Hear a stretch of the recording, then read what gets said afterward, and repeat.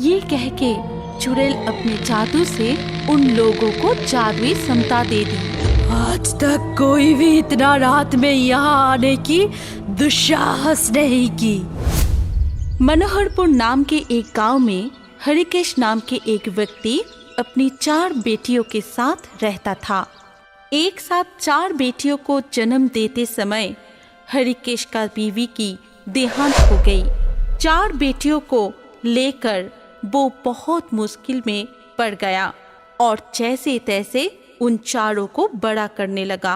सीता, गीता, रीता और बबीता, ये 4 बहनें देखने में बिल्कुल एक जैसी थी। सिर्फ हरिकेश उन लोगों को आसानी से पहचान पाता था। वो लोग आपस में बहुत मिलजुल के रहती थी। कुछ ही दिनों में हरिकेश का तबीयत भी बहुत खराब हो गई और वो भी चल बसे। 4 बहनें बिल्कुल अकेली पड़ गई। हम लोग अब यहाँ अकेले कैसे रह पाएंगे? चलो बहनों, मामा के पास चलते हैं। लेकिन दीदी, मामी हम लोगों को घर पे नहीं रखेंगी। अगर नहीं रखेंगे तब सोचेंगे क्या किया जाए। मामा हमसे बहुत प्यार करते हैं, शायद वो संभाल ले। ये सब सोचते हुए वो लोग एकदम सुबह सुबह अपने घर छोड़ छाड़ के मामा के घर जाने के लिए निकल पड़े। रास्ते में एक बड़ा जंगल पड़ा, लेकिन सुबह सुबह निकलने से वो लोग आराम से जंगल पार कर गए और मामा के घर पहुंच गए।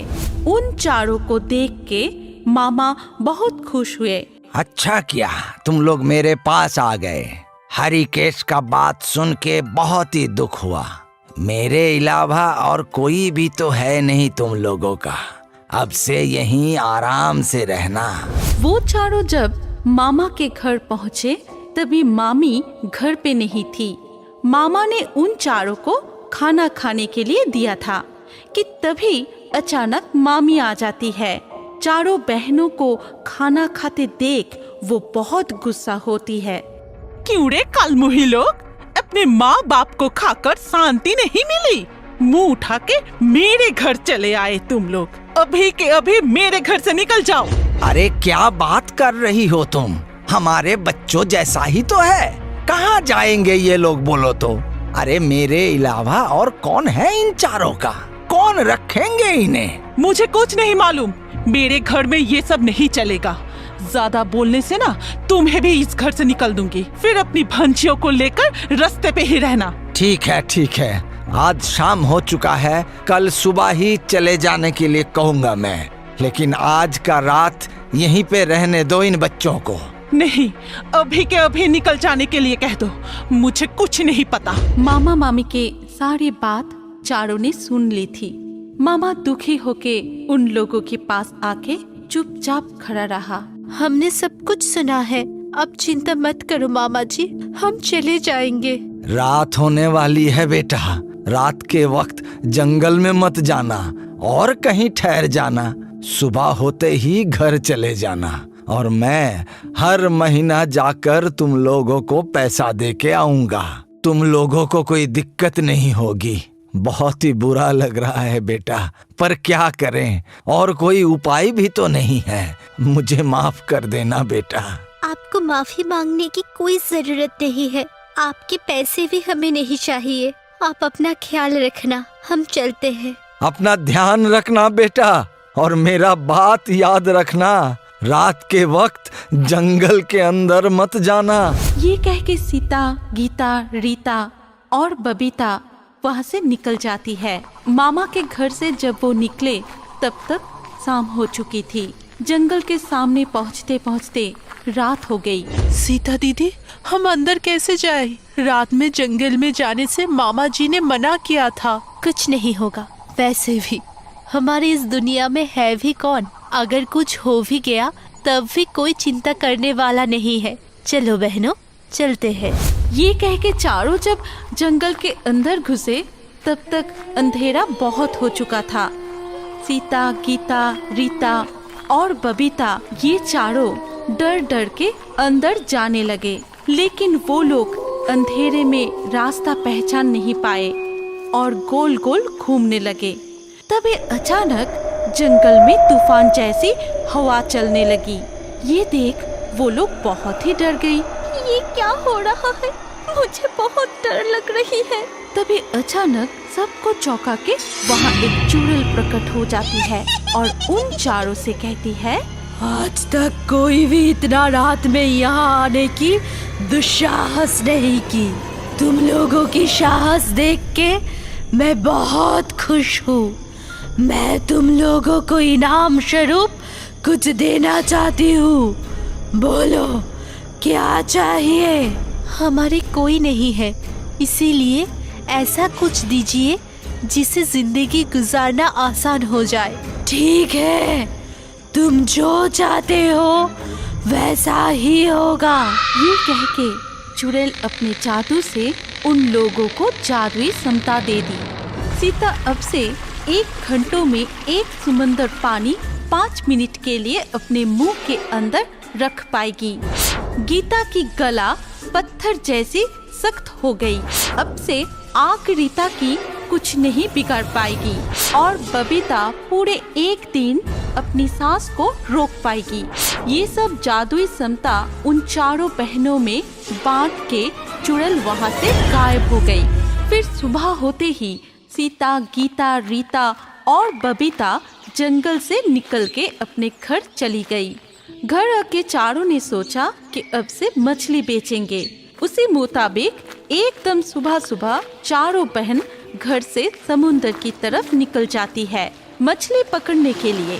सीता समुंदर के किनारे में खड़ी होके समुंदर का पानी अपने मुंह में ले लेती है 5 मिनट के लिए और तभी बाकी तीनों ने जल्दी जल्दी मछलियां अपनी टोकरियों में भर लेती है और 5 मिनट खत्म होते ही सीता अपने मुंह के अंदर से सारा पानी फिर से समुंदर में छोड़ देती है।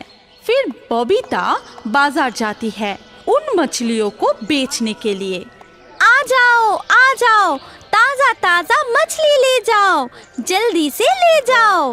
बबीता के पास जितनी सारी मछली थी बाकी कोई भी मछली वाले के पास उतना नहीं था, इसीलिए सब लोग बबीता से ही खरीद रहे थे। इसीलिए उसकी मछली जल्दी से ही खत्म हो गई और वो घर लौट गई। ऐसे ही कुछ दिन चला और 4 बहनें बारी बारी करके मछली बेचने जाती थी, पर कभी भी एक साथ नहीं जाती थी। इसीलिए हम सकल 4 बहनों को बाकी सारे बाजार वाले एक ही इंसान समझने लगती थी।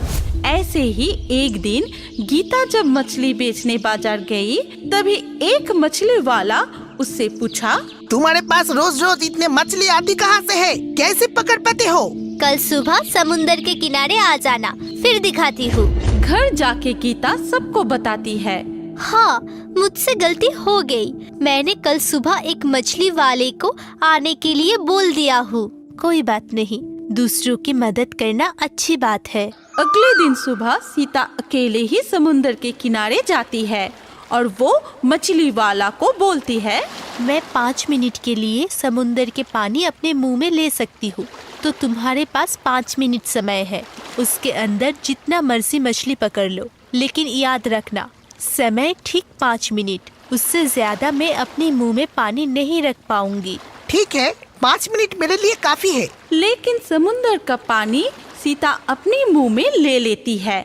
इतनी सारी मछलियों को एक साथ देख के वो मछली वाला अपना सूद बूद खो दिया और मछली पकड़ता ही रह गया। किनारे से सीता इशारा करती रही, लेकिन उस मछली वाले ने वो देखा ही नहीं और 5 मिनट खत्म होने से सीता समुंदर का पानी मुंह से छोड़ दिया और वो मछली वाला उधर ही डूबकर मर गया। उस मछली वाले की घर वाले ने राजा को जाकर शिकायत कर दिया और अगले दिन सीता की जगह पे गीता को राजा के प्यादा आके बाजार से पकड़ कर ले गया। फिर भरी सभा में राजा गीता से कहा, मेरे राज्य में कोई भी जुल्म नहीं कर सकता, पर तुम्हारे बारे में मुझे शिकायत मिली है, इसलिए तुम्हें ऐसा दंड दूंगा कि उसे देख के सबको सबक मिल जाएगा। सिपाहियों, आज ही इसे फांसी लगा दो। सिपाहियों ने फांसी की तैयारी की, लेकिन गीता को जब फांसी लगाई तब उसको कुछ भी नहीं हुआ, उल्टा फांसी की रस्सी ही टूट गई। ये देख के राजा चौंक गई। फिर गीता से कहा, फांसी में अड़चन आ गई, इसलिए आज तुमको दंड नहीं दे सकते। कल तुम्हें आग में जलाकर दंड देंगे। अब जैसे कहेंगे वैसे ही होगा, लेकिन आज मुझे आखिरी बार अपने परिवार के साथ रहने दीजिए और यही मेरी आखिरी इच्छा भी है। ठीक है, आज तुम जा सकते हो, लेकिन कल सुबह ही आ जाना। ठीक है महाराज। ये कह के गीता घर चली जाती है। कैसे वो बच गई ये कहानी बाकी बहनों से करती है। सब सुन के रीता कहती है, गीता तुम चिंता मत करो, कल सजा लेने मैं जाऊंगी। आग से मुझे कुछ भी नहीं होगा, मैं सही सलामत वापस आ जाऊंगी। सुबह होते ही रीता राज दरबार में पहुंच जाती है। रीता को देख के राजा आदेश देता है, सिपाहियों, आग लगाओ और उसमें इस लड़की को धकेल दो। सिपाहियों ने राजा के आदेश के मुताबिक आग में रीता को धक्का दे दिया, लेकिन उसको कुछ नहीं हुआ। आग बुझ गया, लेकिन रीता बिल्कुल सही सलामत रह गई। ये देख के राजा अचंभित हो गया। फिर वो रीता से कहा, मुझे लगता है कि तुम जरूर जादू टोना जानती हो, इसलिए तुम्हें कुछ नहीं हुआ। अब तुमको पानी में डुबोकर मार डालेंगे। ठीक है, जैसी आपकी मर्जी, लेकिन मुझे सिर्फ आज आखिरी दिन अपने परिवार से मिल लेने दीजिए। पानी में डूब के मैं तो कल मर ही जाऊंगी। आज मेरी आखिरी इच्छा पूरी कर दीजिए। ठीक है, आज आखिरी बार तुम्हारी इच्छा मान लेते हैं। आज तुम जाओ, परंतु कल सुबह ही तुम आ जाना। राजा से छुटकारा मिलते ही रीता घर जाके सारी बात तीनों बहनों को बताई। सब सुनकर बबीता कहती है, तुम लोग चिंता मत करो, कल मैं जाऊंगी पानी में डूबने के लिए। मैं पानी में डुबकी लगा के सांस रोक के बैठी रहूंगी। रात में तुम लोग जाके मुझे उठा के ले आना। ठीक है, पर अभी हम यहाँ नहीं रहेंगे। यहाँ से कहीं दूर जाके नई तरीके से शुरुआत करेंगे।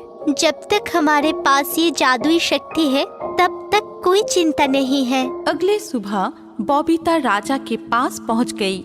राजा ने सिपाहियों को बबीता को समुन्द्र में डुबाने की आदेश दे दी। आदेश अनुसार सबने बबीता को समुन्द्र के पास ले जाकर धक्का दे दिया और सोच लिया अब ये मर गई, और सब वापस राज दरबार लौट गए। रात में सीता, गीता और रीता आके बबीता को बुलाने लगी। कुछ ही देर में बबीता समुन्द्र से उठकर आ गई। तुम ठीक हो ना? मैं बिल्कुल ठीक हूँ दीदी, लेकिन अब जल्दी चलो, रात खत्म होने से पहले ही हम लोगों को बहुत दूर जाना है। हाँ हाँ, चलो चलो। फिर चार बहनें एक साथ नए से जीवन शुरू करने के लिए चल पड़े। हमारी कहानी यहीं पर समाप्त होती है। अगर आपको ये कहानी अच्छी लगी हो तो इस वीडियो को लाइक करें और अभी और एक नई मजेदार कार्टून देखने के लिए स्क्रीन के ऊपर इस वीडियो को क्लिक कीजिए और हमारे इस चैनल को जल्दी से सब्सक्राइब कर लीजिए।